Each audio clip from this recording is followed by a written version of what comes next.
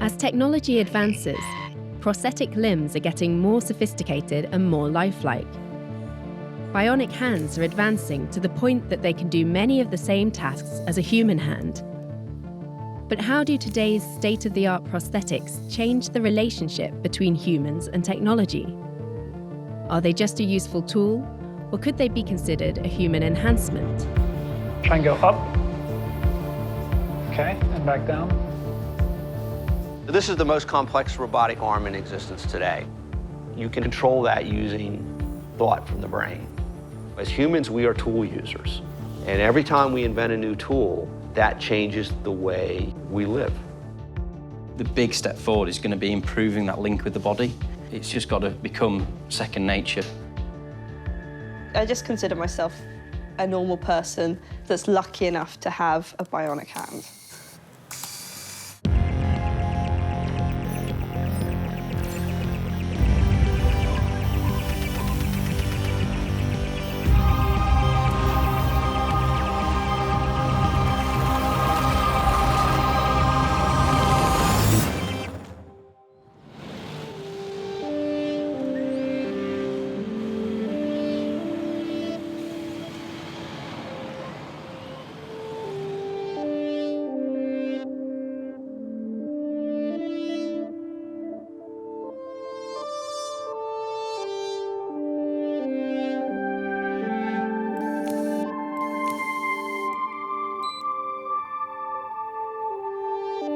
So you were born without a hand, is that right? Mm-hmm. Yeah, I was born without my right hand, and we don't really know why. It's just the way I came out.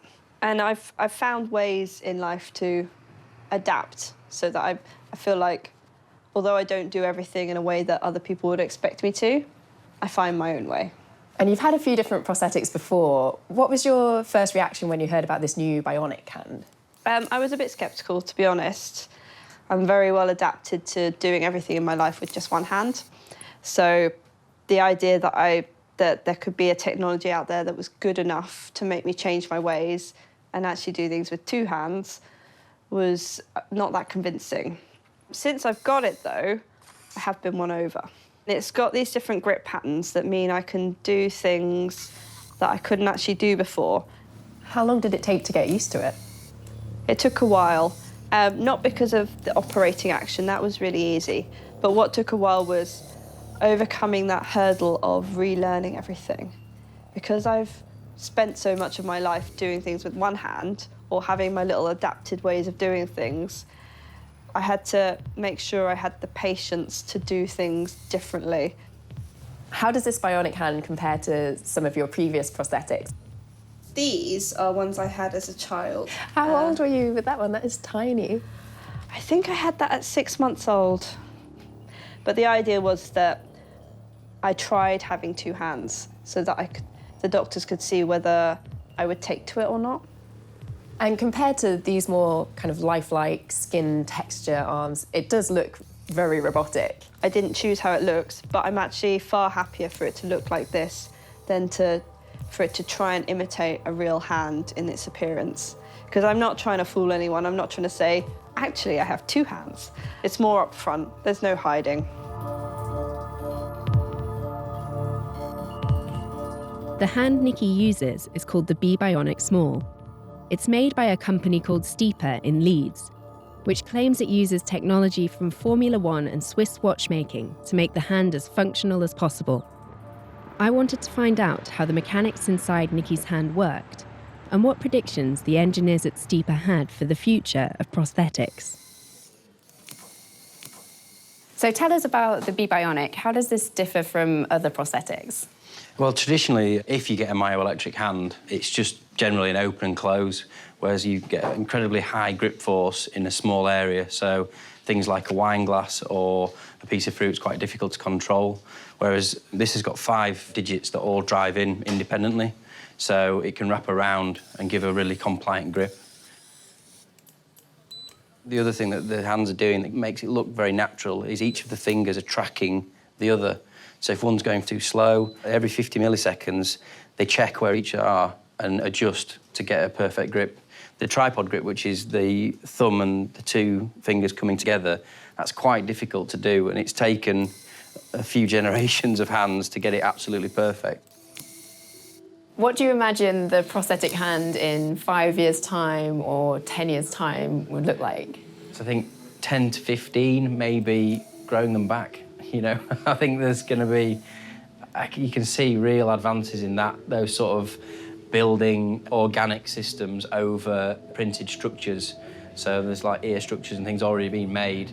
Hand is very, very complex, but you know, in that time frame, I imagine we might be more biologically integrated than we are now.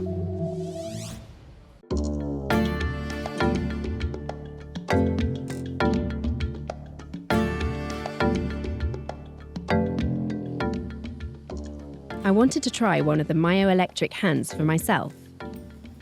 By strapping a couple of electrodes to my arm, I could control it by flexing and relaxing my muscles. These are just electrodes. Just electrodes, and what they do is pick up the electrical impulses from the surface of your skin when you move your muscles. And I'm going to plug you in to the hand. So if you just move your hand forward for me. Wow. There we go. And move your hand backwards again. So that's one grip you've got there, which is what we call key grip for holding a key card or something. So if you close the hand again, you could see you could hold a key or a credit card or something in that grip there. I thought it would take a while to get used to, but I seem to be able to do it straight away. Can you imagine this ever being better than a human hand or having different functions? Well, it could do. We could have lots of different functions, make it like a Swiss Army knife and have all sorts of tools and gadgets and gizmos and stuff hidden in the fingers. But the question is, should we do that? Should we make something that is better than a human hand? While the hand's very advanced, it's clear we still have a way to go until technology catches up with evolution. But it's not hard to imagine the prosthetics of the future offering functionality beyond the human body. At an event in London, Nikki joined a panel to discuss the future of prosthetics and whether a hand like hers could be considered a human enhancement. Do you feel enhanced? No, I feel different. This is me with my robot hand on, and then sometimes I'm me without it on. I mean, compared to the guy I was when I lost my arm, I'm not enhanced, I'm not a cyborg. If you say, are you disabled? And I would say, no, I'm differently abled. And, you know, I am. I'm differently able.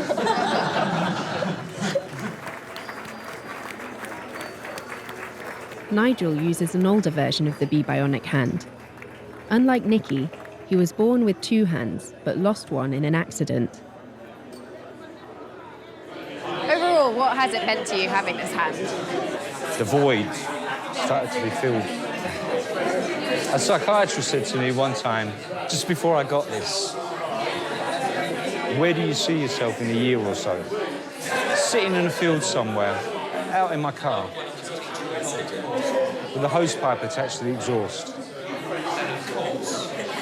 That's all I could see. So it is for you, it's making up for something you felt you lost? It's given me a life when I didn't think I'd have one. For Nigel, the hand has dramatically changed his life. But Nikki is keen not to become too dependent on the technology. Do you still consider yourself a one-handed person, or is this like your own hand now? I do still consider myself a one-handed person because that's what I was for nearly 30 years. However, I appreciate that I now also consider this as part of me. Somebody that I kind of just met started touching the hand, touching the fingers, and I got that reaction of, what are you doing? Why are you touching me? And I think that says to me that I've accepted it as part of my body. Have you seen the arms that are kind of brain-controlled and that kind of thing? Has that ever appealed to you? I've seen them, heard about them. I think anything that's got some sort of permanent wiring doesn't really appeal to me. I find this one easy enough to control as it is. I don't really need to control it with my mind. I'm already going, you know what? Open hand, easy. I don't need any more integration into my body than that.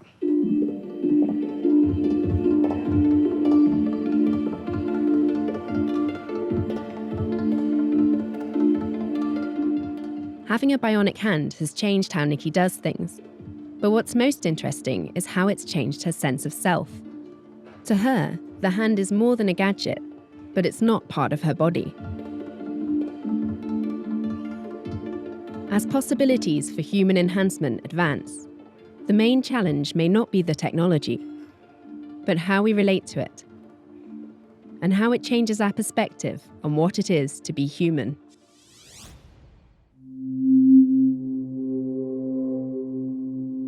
Outside of Baltimore, Maryland, the Applied Physics Laboratory, a branch of Johns Hopkins University, is an unlikely incubator for robotics that are pushing the limits of human-machine interfaces. Thanks in part to a DARPA program started in 2005, engineers have developed the modular prosthetic limb, a bionic arm that responds to human thought, creating a new generation of robotics that can seamlessly integrate with our bodies. This technology is still relatively new, and the effects that robotic bodies will have on our future are already raising serious social and ethical questions. There's a lot of interest in how this is affecting the way we evolve. Where's this all go in the future? You know, I think we're just at the beginning. It could be tremendous. Scientists are trying to bridge the gap, but it's the patients that will push the limits of this technology forward. We went to Baltimore to meet with Melissa Loomis, an amputee from Ohio who is visiting the lab to be outfitted with the bionic limb for the first time.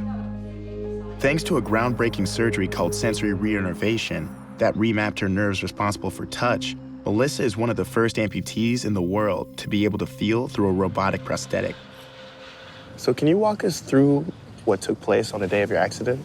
It was 6 o'clock on a Saturday morning on July 25th. I got up to let my dogs out, heard horrible noise, went outside, and the dogs had a raccoon cornered on the top of the fence, and then they both kind of went in for the kill.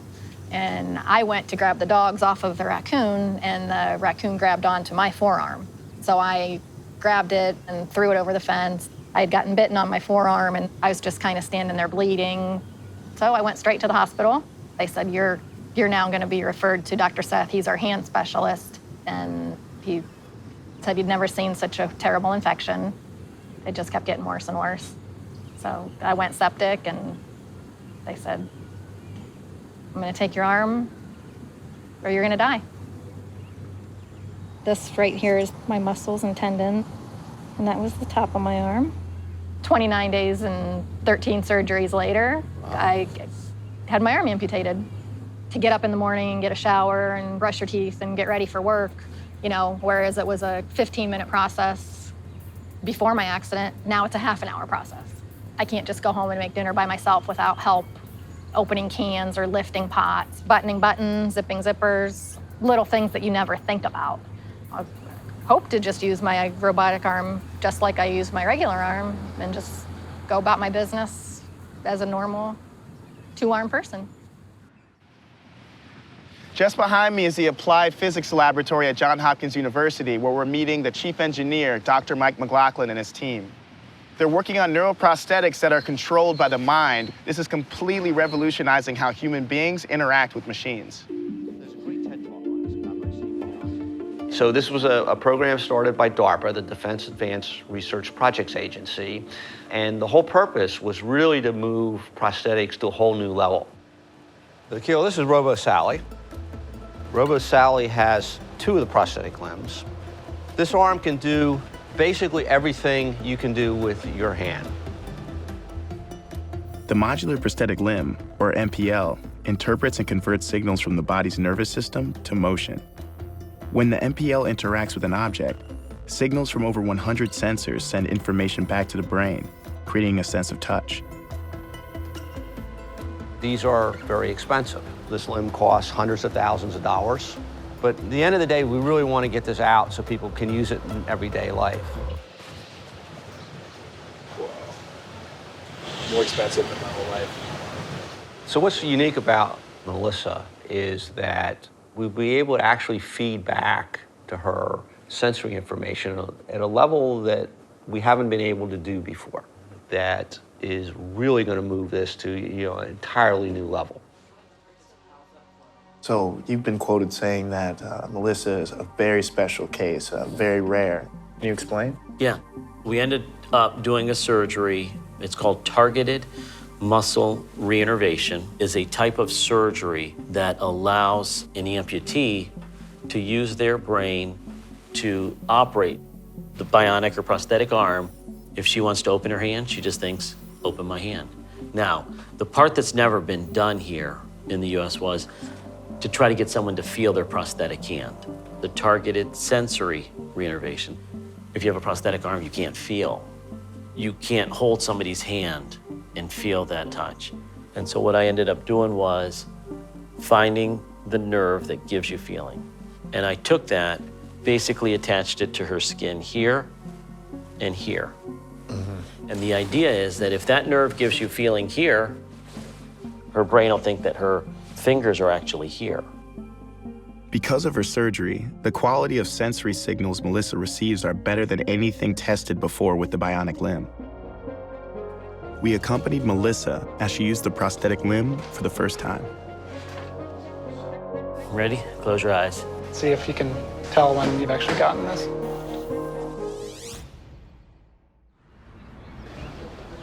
Ready? Basically, they just put sensors around my arm that could read my muscle patterns, and then I would do the movements with my imaginary arm, and the machine would recognize the muscle patterns, and then the arm would do those motions afterwards. The limb may move in a weird way, and that's okay because it's the first time it's hearing those muscle patterns. We'll do elbow up and down.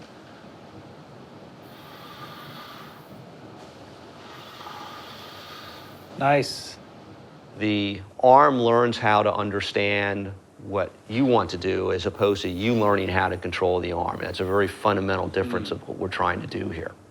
So the next one we want to try is the hand close. And relax. So when you first used the modular prosthetic limb, how did it feel to control it with your mind? You know, you control your hand with your mind naturally. So to me, I feel like I have a hand and I'm just moving it naturally. Just try the thumb. Let's go ahead and try to do a tip grasp. Very nice. Perfect.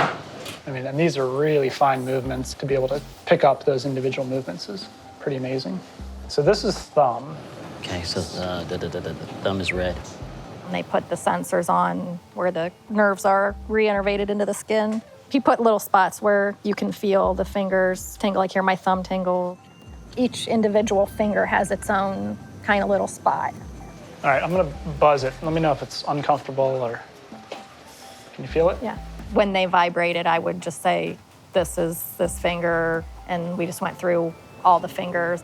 Is there a perception of where the vibration is coming from? When you can't localize it, does it just feel like it's coming all through the phantom? Does it ever feel like it's actually on your upper arm? No, It's all coming through the hand? Yeah. It's huge that it's coming from your phantom and not sort of on your this is like arm. first ever, so there's no wrong that's great. answer. Yeah, right. No one's ever seen this before. Okay, here we go. Are you ready? Yep. This is it. Yeah. Right. You can feel it? Yeah. Yeah. All right, ready? Close your eyes. Oh. Right there? Yeah. All right, so see if you can tell when you've actually gotten this. So just close slowly. Got it. Got it, got it, got it. Okay, and open. That's awesome, Melissa. Your case is very special because you're able to feel. So can you walk us through how it felt using the prosthetic limb? Good, because, I mean, that's the thing I miss the most. It felt like tingling in my fingers. When I would grab onto the ball, it would like vibrate. Like sometimes I'd be like, oh wow, that was like a jolt up your finger. And you were the first in the country to have this. Correct. It's just incredible. Oh, yeah, got it, got it. We nailed it. We showed that you can feel and you can move a prosthetic hand. I felt the orange ball. Wow, this is huge. I'm gonna be the bionic woman. Okay. Watching Melissa interface with the machine to regain capability she thought she lost was incredible. But being bionic raises a new question. Can a bionic arm outclass a human one? People frequently draw comparisons to the Terminator, and our arm can curl 45 pounds. It's not going to pick up a bus. While even the most advanced prosthetic is no replacement for a flesh and blood limb, as the technology progresses, we're likely to progress with it. Neuroprosthetics are still in their infancy and limited mostly to medical use. But what happens when these technologies become more advanced, smarter, stronger? Will other people want them?